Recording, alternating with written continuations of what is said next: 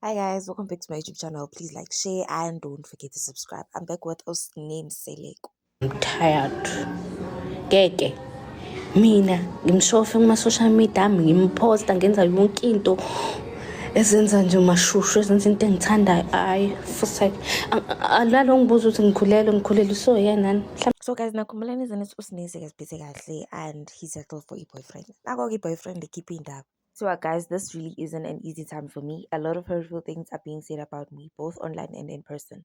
And it has started to affect me deeply. We posted on Lento. I didn't want to share this publicly, but I felt I need to clear the air. We were expecting. Hey. And along the way, I found out that I had been lied to. The child was not mine. Though I was involved in everything, this was been extremely difficult for me to process, and being insulted publicly only makes it harder. All I ask is to be allowed to move forward with my life in peace. Thank you for those who continue to show kindness. Guys, all along usine wakuzwa ngalo mfana lo. Okay, fine. We don't know ukuthi lo mfana lo is being genuine nosine or what. But usine ecaleni wakuzwa ngalo mfana lo.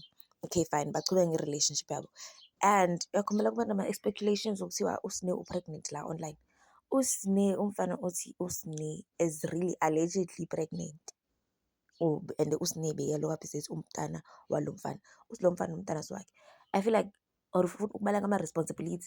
For me, I think usine beseka genuine kakhulu guys. Nibone na the way behave ngakhona ku show like beseka right nalo mfana lona.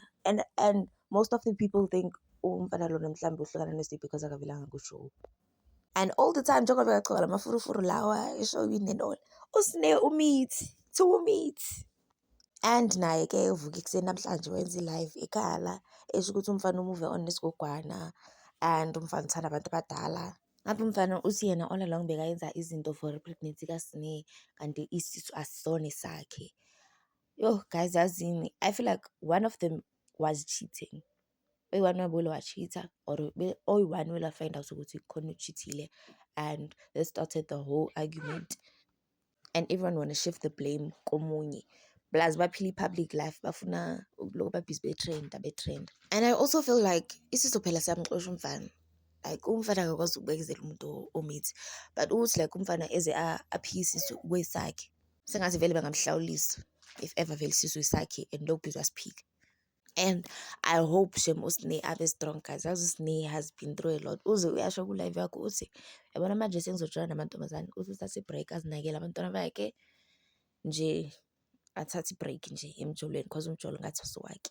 And I hope umfana angeke azisola ngale decision ayithathayo ukuthi alahle umuntu omithi aphinde athi lo muntu omithi asumntana yakhe blah blah blah blah blah. Oh guys,